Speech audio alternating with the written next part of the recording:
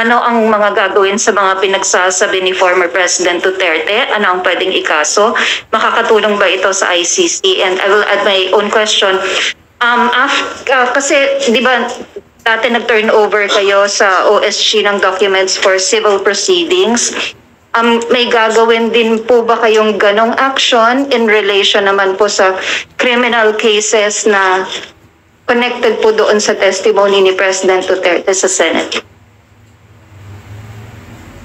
Well, nabanggit ko na, binanggit ko yung Republic Act number 9551, no? Na entitled noon, the Philippine Act on Crimes Against International Humanitarian Law, Genocide, and other crimes against humanity. Hindi kami magdidemanda eh. I mean, nasa amin po, sa Quadcom sinabi namin po ulit-ulit we just want justice to be done. Bilang chairman ng Committee on Human Rights, we just want justice to be done. Now, naniniwala naman kami sa war on drugs Pinapaniwalaan namin yan Ayaw namin ng drugs sa Pilipinas Ayaw natin manatili ang mga drug laws sa Pilipinas. Pero, was it necessary to kill more than 20,000 people para lang ma-stop yung drugs sa ating bansa? No. Meron sa tinabi na collateral damage. Collateral damage ba yung napatay na 3-year-old, napatay na 9-year-old? Collateral damage ba si Kian Alejandro? O sinasabi nila, ilan ba ang napatay ng mga drug lords? Ilan ba? O, sa data na kinuha namin sa Philippine National Police, wala pang 100 Ilan ang napatay ng mga drug pushers? Drug pushers na mga talagang mahihirap. More than 7,000. Ilan ba ang napatay ng mga drug users na dapat hindi patayin? Dapat rehabilitate. 440 people. Ngayon, yung ba collateral damage ba yun? Yung ba yung sinasabi ni Senator Bato na shit happens? Yung ba shit happens lang ba yun? May pambihira naman buhay ito. Ano ba ibig sabihin ng shit? Baka hindi niya alam ibig sabihin ng shit sa American expression. Mura yun Di ba? Shit happens? Ganun lang ba yun? Di that? So, ibig sabihin, kung walang accountable dito, ano mangyayari? Di ba? Nais lang namin ang katotohanan mailabas dito. Oo, para makapagpagawa kami ng mga batas na hindi na maaari mangyari pa ang extrajudicial killings. Nag-file na nga kami ng unang-unang bill tungkol dyan na making extrajudicial killings a heinous crime. Yun na yung aming pinail Oo. Kaya bahala na po yung mga agencies po natin na mag-imbestiga. Dahil kami po, in aid of legislation yan.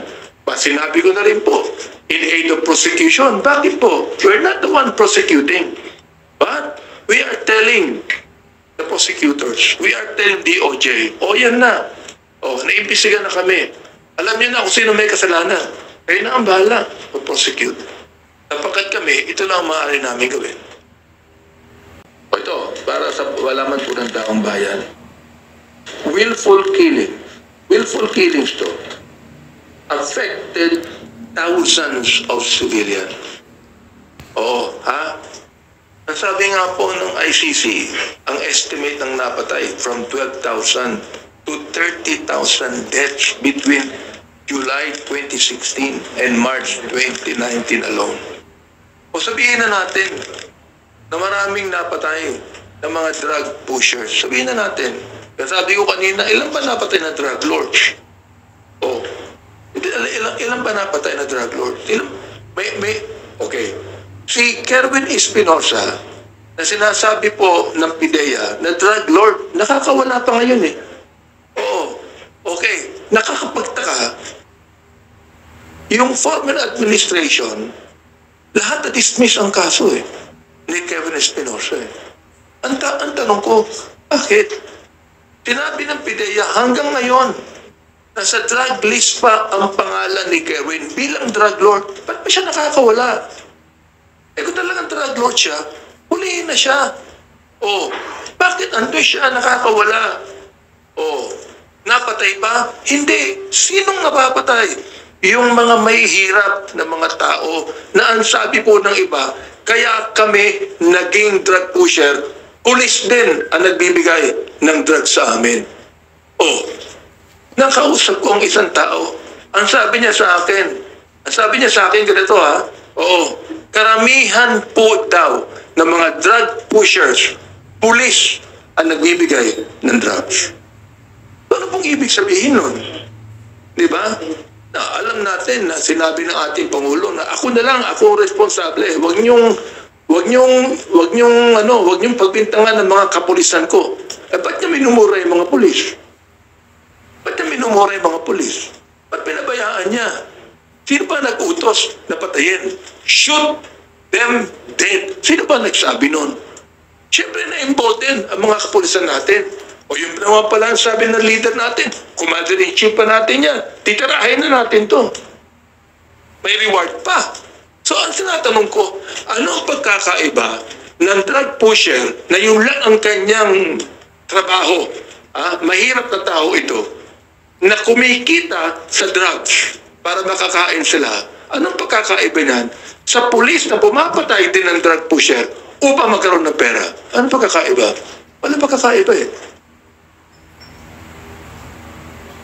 May we get your reaction po dun sa confirmation or admission po ni Pangulong Digong na meron po mga death squad tapos pinagtuturupan nyo po yung niya po yung mga retired generals na kasama yung mga yan.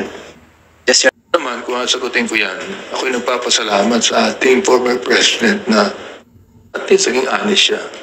Inamin niya kasi tinanong namin si Colonel Patay, wala raw DDS eh. O ngayon, yung dating Pangulo na nagsabi, meron. Nung mayor pa siya, meron. Eh, nung Pangulo na siya, hindi pwede sabihin wala na yun eh. Diba? And that is binding on him. Yung kanyang admission in the Senate hearing.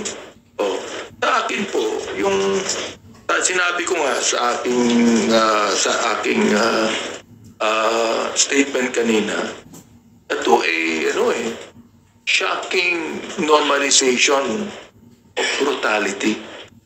Sana po nakita po ng ating mga kababayan ito. Ito ba ang nais natin na maging katulad po tayo ng Mexico? Maging katulad po tayo ng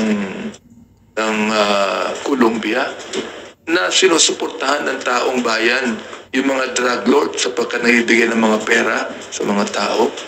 Ganun po ba nais nating makita? Sana wag na po. Tigilan na po natin itong extra judicial killings na ito. Tigilan na po natin yung salitang pagpatay. Ibig sabihin, kahit na Senator Bato, sinabi niya, nagbibiro lamang ang Pangulo. Diba? Masamang biro yun, ha? Yung papatay ka? Kung biro lang yun, masamang biro yun. Eh, kung halimbawa, sabihin ko sa'yo, papatayin kita. Tapos mamaya sabihin ko, nagbibiro lang ako. Natakot ka na. Diba? Natakot ka na. Binibiro lang kita. Tatakot na ako eh. Traumatic na ako eh. Tapos sasabihin, binibiro lang kita. Ganun po ang ibig sabihin niya.